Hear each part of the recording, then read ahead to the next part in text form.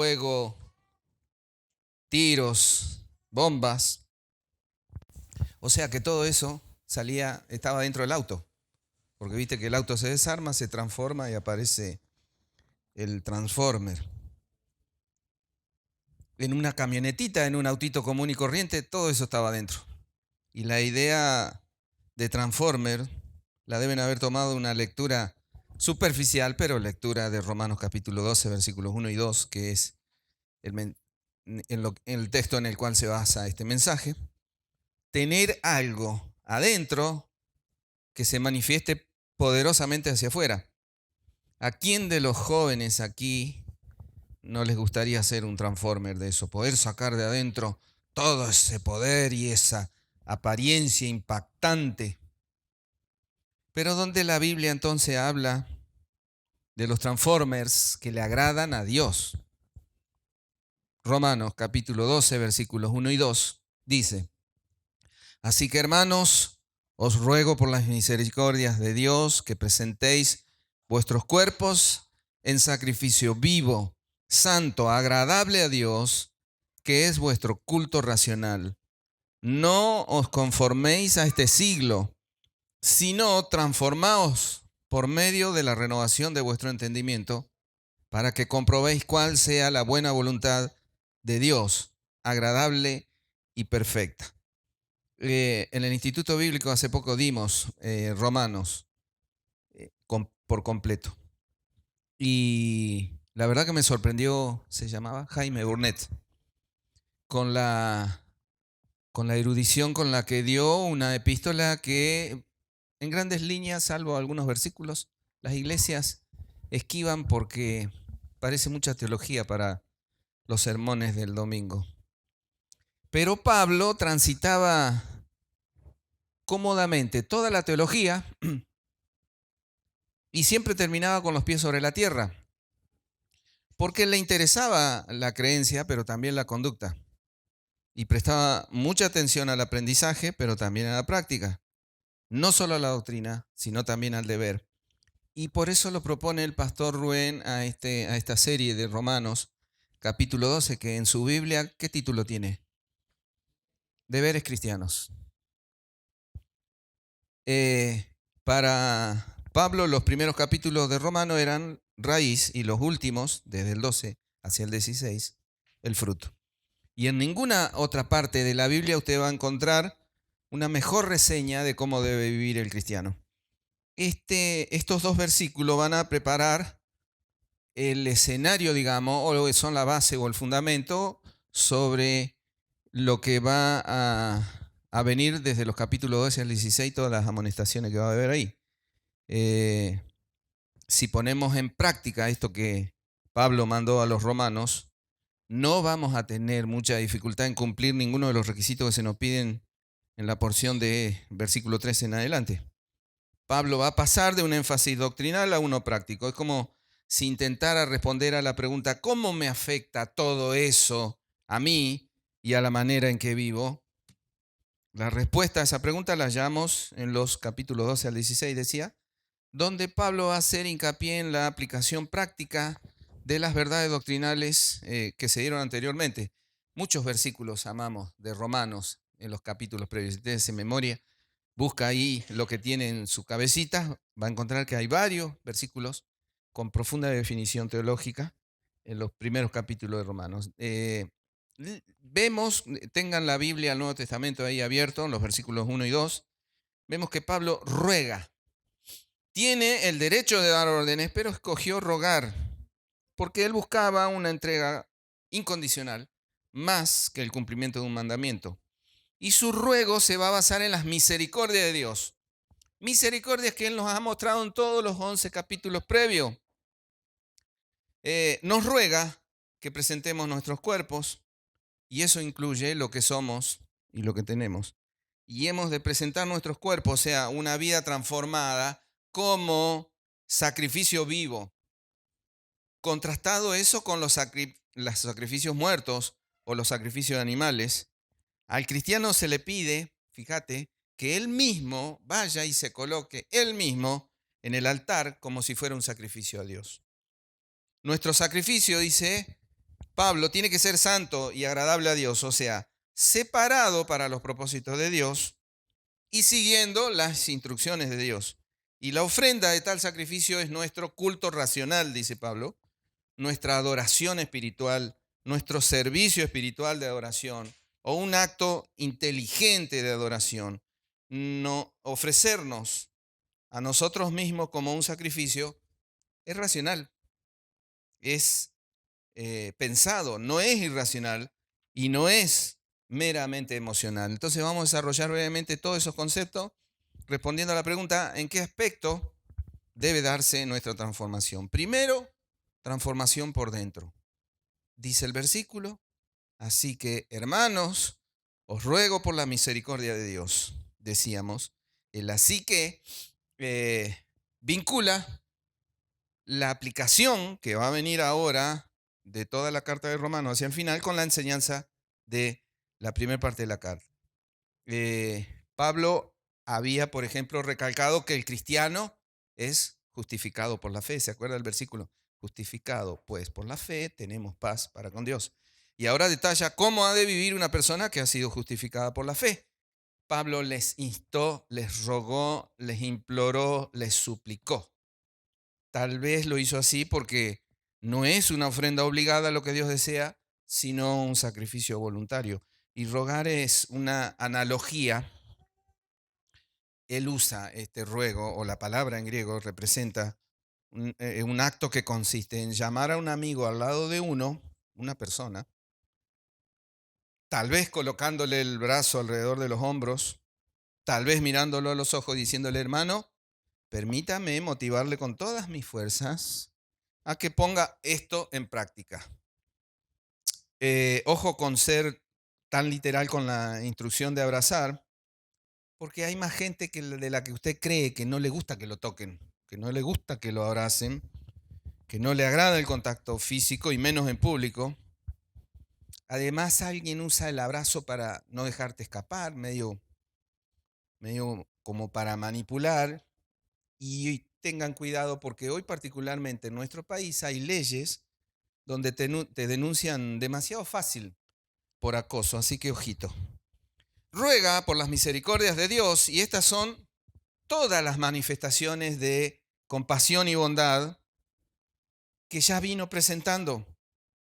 A saber, por ejemplo, las misericordias de Dios al salvarnos, las misericordias de Dios al ayudarnos a vivir una vida cristiana y todos los etcéteras que vos quieras. En vista de eso, debemos estar preparados para hacer todo lo que Él pida, porque cuando uno considera todo lo que Él ha hecho por nosotros, entonces lo que pide no es tanto. ¿Qué rogó Pablo que hicieran los romanos? Primero les pidió, presenten sus cuerpos en sacrificio vivo, santo, agradable a Dios. Y esas palabras tenían mucho significado para los lectores del primer siglo, más significado que para nosotros. Porque los judíos durante siglos habían llevado sacrificios de animales al templo. Y también la adoración pagana. Recuerde que Grecia, Roma, era una sociedad muy pagana. La adoración de ellos también se centraba en sacrificios. Y Pablo presenta tanto una comparación, entonces, como un contraste con los sacrificios de animales, especialmente los de la fe judía. Analizamos, dice, presentéis. Dice, presentar es llevar y colocar una ofrenda delante del Señor. Dice, vuestros. Nos está diciendo nosotros, así que uno debe presentarse a sí mismos. El énfasis es este. Los animalitos no entraban trotando en el templo y diciendo, aquí estoy, sacrifíquenme. No obstante, esto es lo que tiene que hacer un cristiano. En ese sentido, el cristiano es tanto sacerdote como el sacrificio. Dice que presentéis vuestros cuerpos. En lugar de sacrificar animales, los cristianos han de ofrecer sus cuerpos, sus vidas a Dios. Cuerpo significa, o sea, ¿qué quiere decir Pablo? Nuestro ser completo. El tirón para abajo que ejerce el cuerpo carnal es abrumador. Pesamos a veces 60, 50, 70, 80 kilos, algunos pesamos casi 3 cifras. Pero lo que tira el cuerpo carnal al cristiano hacia abajo, no lo deja crecer, se transforma a veces en toneladas. Pero con la ayuda del Espíritu Santo podemos, como decía Romanos capítulo 8, versículo 3, hacer morir las horas de la carne. Presentamos entonces nuestros cuerpos como ofrendas a Dios cuando usamos nuestras habilidades y nuestras facultades físicas para su gloria. Un autor que te gusta, Stott, escribió acerca de lo que sucedería si nos dedicamos de cuerpo entero al Señor. Dice, entonces, si te consagrás, si te dedicas, si te ofreces, nuestros pies andarán en los caminos de Él, nuestros labios hablarán la verdad y propagarán el evangelio, nuestras lenguas llevarán alivio, nuestras manos levantarán a los que han caído y llevarán a cabo muchas labores terrenales como cocinar, limpiar. Nuestros brazos acogerán al solitario y despreciado, nuestros oídos escucharán los lamentos del desconsolado, nuestros ojos mirarán humilde y pacientemente hacia Dios. Si alguien quiere prender aquel ventilador con una teclita, yo veo muchas personas acaloradas por el mensaje. Dice que presentéis vuestros cuerpos en sacrificio. Los sacrificios del Antiguo Testamento de animales han sido dados por obsoletos, vencidos para siempre con la ofrenda que hizo Cristo. Pero acá se espera una adoración ofrecida por corazones obedientes. El autor de Hebreos presentó el siguiente reto a todo seguidor de Jesús diciendo, así que ofrezcamos siempre a Dios por medio de Él, hablando de Cristo, sacrificio de alabanza, es decir, fruto de labios que confiesan su nombre. Y hablando de sacrificio también dice, y de hacer el bien, porque eso naturalmente no nos sale, es un sacrificio, y de la ayuda mutua no os olvidéis, porque de tales sacrificios se agrada Dios. Dice un sacrificio vivo en lugar de animalitos muertos, los cristianos van vivos al altar. Sacrificio vivo, santo. Los sacrificios ofrecidos a Dios debían ser santos. La idea de un sacrificio santo era que vos agarrabas al animalito y lo apartabas. Esa es la esencia de santo, una persona apartada, algo apartado para él. Y además debía ser sin defecto. Así que el cristiano debe ofrecer a Dios siempre lo mejor que puede y lo mejor que tiene. Dice santo, agradable a Dios. En el Antiguo Testamento, cuando se sacrificaban animales como Dios mandaba, el humo ascendía, siempre el humo va hacia arriba. La imagen era esa, como un olor grato a Jehová, dice Números capítulo 15, versículo 3. De igual manera, este sacrificio que se espera de nosotros, cuando agrada a Dios, es recibido por Él. Y sigue diciendo el texto que es vuestro culto racional. ¿De qué manera podría considerarse racional o razonable el ofrecimiento de nuestros cuerpos como sacrificio a Dios? Primero, es una petición razonable al considerar todo lo que ha hecho Dios por nosotros. Segundo, respondemos al amor de Dios como seres racionales, o sea, seres que pensamos.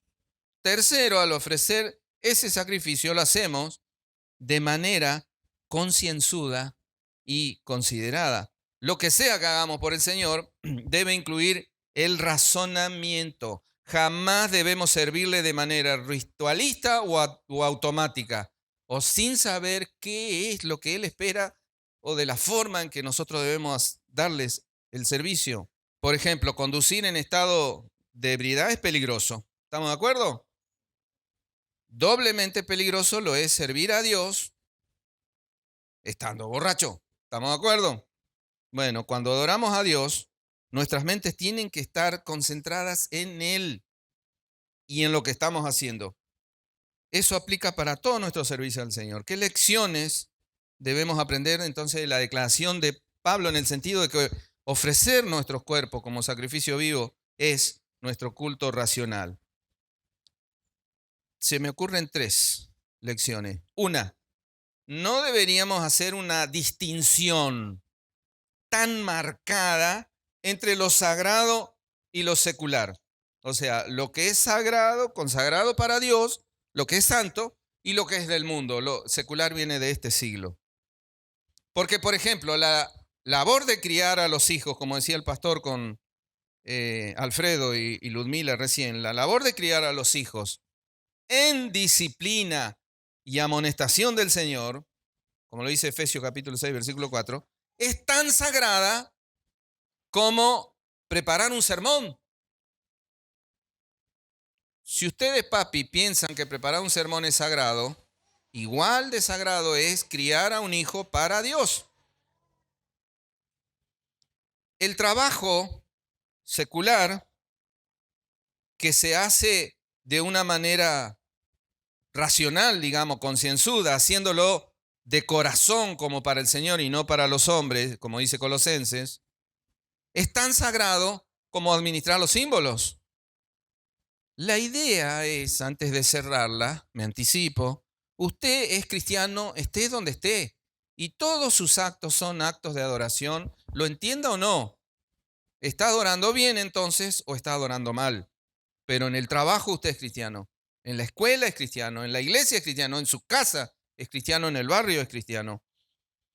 Entonces, no hay para nosotros una separación así entre lo sagrado y lo secular. También, hagamos lo que hagamos, necesitamos estar conscientes de que siempre estamos ante la presencia de Dios y como estamos delante de Él, todo lo que hagamos tiene que ser consecuente con ello. Si de lunes a sábado alguien es diferente de lo que es el domingo, si en la escuela o en su hogar o con sus amigos o en el trabajo usted es otra persona, si es distinto que en la iglesia, entonces no va a poder adorar en espíritu y en verdad. Leía hoy un texto que dice, le preguntaron a una persona, ¿fulano es cristiano? Y respondió, ¿cómo puedo saberlo si nunca he vivido con él? ¿Por qué contesta así? Porque es en la intimidad de la vida familiar donde se sabe si somos cristianos o no.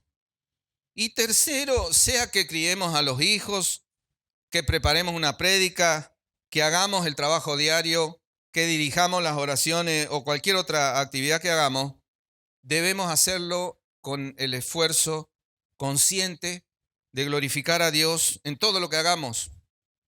Ahí estás dando un culto racional y permanente al Señor. Decía, transformados por fuera, pero también transformados por dentro. Versículo 2 dice, no os conforméis a este siglo, sino transformaos por medio de la renovación de vuestro entendimiento para que comprobéis cuál sea la buena voluntad de Dios, agradable y perfecta. En este tema de la consagración al Señor, sucede, o sea, cuando usted se consagra, usted se lleva como una víctima viva al altar. ¿Lo entiende? Entonces, sucede con esto de consagrarse al Señor, que el principal problema con un sacrificio vivo, y ahí piensen en un animalito, es que ese sacrificio está buscando siempre la manera de escapar del altar. Por eso Pablo refuerza el llamado a una vida comprometida con Dios. Primero da un mandato negativo. Dice, no os conforméis a este siglo. Y no se refiere al mundo, digamos, al mundo material, sino al presente siglo malo, como él mismo lo dice en Gálatas. Dice, dejen de adaptarse al estándar del mundo presente. No copien el comportamiento y las costumbres de este mundo. No permitan que el mundo que los rodea los meta dentro de su molde. No lleguen a estar tan adaptados a su cultura que entren en esa cultura perfectamente y sin siquiera pensarlo. El mundo ejerce presión sobre nosotros permanentemente para que nos conformemos a sus estándares. esa presión puede venir de parte de gente, por ejemplo, tus amigos, hasta tu familia, los vecinos, los compañeros de trabajo, los compañeros de estudio, pero también puede provenir de parte de los medios de comunicación, internet, redes sociales, los libros, la música, la radio, la televisión, el cine, la publicidad. Todas esas cosas te meten presión. Y esa presión es incesante e implacable. Y también puede ser sutil. El mundo te susurra al oído que el propósito de la vida es la felicidad personal. Y si vas a ser feliz, entonces vas a tener que pensar, actuar, hablar y parecerte a ellos. Es fácil, re fácil aceptar el sistema de valores y el estilo de vida del mundo y muchas veces sin darnos cuenta de eso. Porque la gente es imitadora por naturaleza y solamente hay dos sistemas básicos de valores a nuestra disposición para imitar. El primero es el del mundo, del presente siglo malo, dijo Pablo, y el segundo es el que se encuentra en la voluntad de Dios. Y Pablo te ruega diciendo, no te conformes a ese siglo. A veces tengamos también precaución de esto. Tampoco el exceso en diferenciarnos por diferenciarnos, porque a veces algunos cristianos se diferencian para llamar la atención. A veces hasta queremos inventar otra forma de ser cristianos. Y a veces conocemos personas que se enorgullecen de aparentar y de actuar de una forma tan diferente y tan extraña como les sea posible. Pero también Pablo muestra el aspecto positivo. No se detuvo en lo negativo, dice, sino transformaos. Una palabra de la cual nosotros obtenemos nuestra metamorfosis, que se refiere a un cambio que generalmente es traumático, dramático. Una ilustración que frecuentemente se utiliza es la metamorfosis de ¿qué? De un bichito que cambia en otro bichito. ¿Eh? Sí, pero primero ¿qué es? Una oruga, un gusano, dijo el pastor. Sí, el gusano que se transforma después de un proceso en mariposa. Si usted conoce esa ilustración o ese proceso, sabrá que es maravillosa, pero más maravillosa es la metamorfosis espiritual que tiene lugar en una persona que viene a Cristo.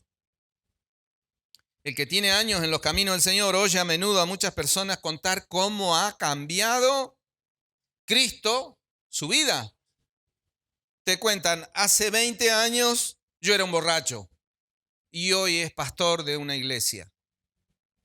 Mi amigo Sergio Torres, hace 20 años, perdido en el mundo, hoy es pastor. O viene otra y te dice, hace 10 años yo vivía en la joda con mis amigotes y hoy está casada felizmente, con hijos, un marido que es del Señor y un hogar que es de Cristo. Pablo comenzó esta sección, así que hermanos, os ruego, el énfasis está hecho en lo que nosotros tenemos que hacer. Por supuesto que tenemos que recordar que sin la ayuda de Dios no podremos obedecer ninguno de los dos mandamientos. Ni no os conforméis, eso no nos va a salir, y transformaos tampoco nos va a salir, porque sin el Señor no podemos hacer nada. ¿Cómo podremos transformarnos? Pablo prosiguió diciéndonos, por medio de la renovación de vuestro entendimiento. La transformación viene de adentro. Cambiar lo externo sin cambiar lo interno es como ponerle ropa limpia a un niñito que juega en el barro. A él le gusta ensuciarse. Así que no importa cómo lo vistas, el niño es un sucio. Para que te caiga más chocante todavía y te confronte más, la nena es una sucia. Para cambiar lo externo entonces, o mejor dicho, no tiene sentido cambiar lo externo sin cambiar primero lo interno. La mayoría de nosotros Ni siquiera nos damos cuenta de la presión que ejerce el aire, la atmósfera. Eso es pesado, pero es real. Solo notamos muchas veces la presión baja, ¿viste? Cuando te molesta la presión baja, que te duele la cabeza, estás cansado. Nuestros cuerpos, ¿sabés por qué no colapsan? ¿Viste cuando va Argentina a jugar a Bolivia? La selección nacional, que nos da una lástima, porque están en la altura, tienen otra presión. Bueno, nuestros cuerpos no colapsan porque la presión interna está diseñada por Dios así, es igual a la externa. Mucha gente no es consciente de la presión que el mundo ejerce para que nos conformemos a su estilo de vida. La gente cede a esa presión. ¿Sabes por qué? Porque muchas veces no tiene nada adentro, que le ayude a resistir. ¿Supieron lo del submarino ese en Estados Unidos que quería ver el Titanic, que bajó e implotó? Bueno, fue porque no soportó la presión externa del agua. Entonces Pablo dice que la manera de evitar que la presión del mundo te meta dentro de su molde, ¿sí? Consiste en contrarrestar tal presión con una mente renovada. Ahora, ¿cómo podemos renovar nuestra mente? Es probable que la más importante acción que podamos emprender es llenar nuestra mente con lo que te eleve, en lugar de con lo que te arrastra hacia abajo. Si nuestra mente está constantemente expuesta a las influencias inmorales, irreverentes, centradas en el ego del mundo, es casi imposible que vos puedas renovar tu mente. Necesitamos llenar nuestra mente con la palabra de Dios. Necesitamos llenar nuestra mente con la palabra de Dios. Y no me canso de repetírselo, hermanos. Y tristemente la mayoría no da bolilla. Les entra por una oreja, les sale por la otra. No es una cosita que se me ocurrió a mí. Es voluntad de Dios que usted crezca. Y seguirá siendo un bebé. Y los bebés se hacen encima muy seguido. Encima que se hacen encima, ensucian a los que están al lado. Va a seguir siendo un bebé si no se decide obedecer esto. No va a crecer. Llenar nuestra mente es algo que logramos al leer y estudiar la Biblia. Nuestro pensamiento debe centrarse en Dios. Y eso es algo que logramos cuando meditamos lo que hemos leído y oramos. También necesitamos relacionarnos con personas para quienes lo espiritual es de mucha importancia en sus vidas. Al momento de escoger tus amigos, que sean amigos en Cristo, no amigotes, que tengan el mismo interés por lo espiritual que tenés vos. Y eso se logra a través de la comunión y la adoración cristiana. Ahora bien, si usted no lee ni estudia, la cabeza va a estar vacía. Un principio bíblico que siempre enseño y pocos siguen es que una persona que deja de estudiar, deja de aprender. Mirá qué obvio. Una persona que deja de estudiar, deja de aprender y, por supuesto, lo peor es que deja de enseñar. Por ejemplo, dice la ley del maestro, no sé si la estudiaron los maestros que están acá, a Howard Hendricks, Enseñar para cambiar vidas, es un libro espectacular para los que estudian, le digo, y es cristiano el autor. La ley del maestro dice lo siguiente: si usted deja de crecer hoy, dejará de enseñar mañana. El maestro debe conocer lo que va a enseñar. El conocimiento imperfecto se va a reflejar necesariamente en la enseñanza imperfecta. Hay que crecer intelectualmente.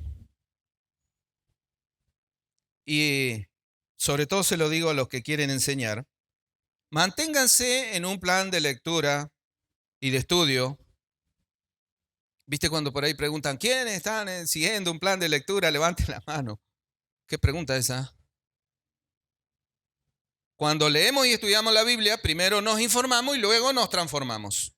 Pero lo peor que sucede es que cuando alguien no es un estudiante dedicado de la palabra de Dios, cuando abre la boca dice cosas repetidas, básicas, sin nutrientes, usted viene para ser alimentado. Hablamos de parte de Dios y delante de Dios. Y puede llegar a suceder que Dios no apruebe mis palabras. O peor, que diga, ¿cuándo dije yo eso? ¿Qué está diciendo este? Cuando no renovamos nuestra mente. Si usted no piensa en las cosas del Señor, pensará en cosas terrenales y mundanas, materiales, porque pensar piensa en cosas del Señor o en cosas sin valor eterno. ¿Cuándo no renovamos nuestra mente? Cuando no le importa la comunión, los demás, siempre el resto de la iglesia ve que usted no aprecia las cosas del Señor y entonces no querrá tener su compañía. ¿Por qué es importante renovar nuestra mente? Pablo nos dio una razón ahí al final, dice, para que comprobéis, si lo quieren leer con sus ojos, para que comprobéis cuál sea la buena voluntad de Dios, agradable y perfecta. Todas esas palabritas usadas, ¿viste? Buena, agradable, perfecta, son descripciones muy adecuadas de la voluntad de Dios. El término para reflexionar ahí en esta parte del texto es comprobéis. Se usaba para la prueba del metal.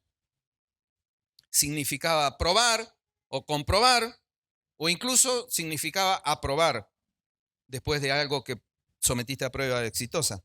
La nueva versión internacional, que tal vez alguno tenga acá, resume esas ideas cuando dice, entonces, hablando de nosotros, hablando de usted, entonces será capaz de probar y aprobar cuál es la voluntad de Dios. ¿Cuál era el pensamiento primordial de Pablo al utilizar esa palabra en el versículo 2? Digamos, te podéis ir para dos énfasis. Uno, el énfasis está puesto en la capacidad de saber cuál es la voluntad de Dios en todas circunstancias. O sea, que vos seas un sabio. O sea, el énfasis puesto en el conocimiento o el énfasis puesto en el comprobar o probar. Porque cuando uno comprueba por sí mismo, uno puede decir, sí, estoy seguro que la voluntad de Dios es buena. ¿Cuántos pueden decir amén? Y luego, cuando usted muestra la voluntad de Dios en su vida, cuando usted puede dar testimonio de que la voluntad de Dios es buena, le puede decir a alguien que está pasando por una circunstancia, no, Dios quiere esto, te lo muestro con mi vida. Y fue bueno Dios conmigo. Hará que los demás comprueben que en verdad es buena. Conclusiones. En el Antiguo Testamento se pedía sacrificios para la expiación, se pedía la ofrenda por el pecado y la ofrenda por la culpa. Levítico capítulo 4 y 5. Pecado y culpa. El sacrificio de Jesús en la cruz reemplazó las dos ofrendas. Reemplazó todas, pero muy puntualmente esas dos. Y además, el Antiguo Testamento pedía las ofrendas voluntarias que expresaban, entre otras cosas, agradecimiento. Esas eran las ofrendas quemadas, las ofrendas de grano, las ofrendas de paz. Levítico capítulo 1, capítulo 1 al 3. El equivalente a esas ofrendas de agradecimiento en el Nuevo Testamento es nuestro sacrificio vivo de todo lo que somos, de todo lo que tenemos y de todo lo que hacemos. Decía, estos dos versículos van a constituir la base de todo lo que Pablo va a decir en la última parte de Romanos. Así que un resumen final podría ser: consagración, versículo 1. Os ruego por la misericordia de Dios que presentéis vuestro cuerpo en sacrificio vivo, santo, agradable al Señor. Diferenciación, no os conforméis a este siglo. Transformación, sino renovados, transformados por la renovación de vuestra mente para que podáis comprobar, etcétera, etcétera. Pablo quería decir algo, usa dos palabras diferentes ahí para forma en los términos conforméis y transformar, conformarse y transformarse. En conformar, la palabra alude a la forma externa. En transformarse, alude a la naturaleza de algo. Y puede ser que Pablo usara deliberadamente palabras diferentes para contrastarlas, para que leamos el texto más o menos así. No se conformen externamente a los patrones de este mundo, sino permitan que Dios los transforme internamente. La gente, trata de renovar todo lo de afuera de sus cabezas. Los ojos con anteojos, los dientes con dentaduras postizas, el cabello con teñido y con peluca a veces, la piel con aceites y cremas. Pero a la mayoría no parece interesarle la renovación de lo que tiene adentro de la cabeza. En otras palabras, la renovación de la mente. Muchos cristianos colocan primero la carreta y atrás el caballo.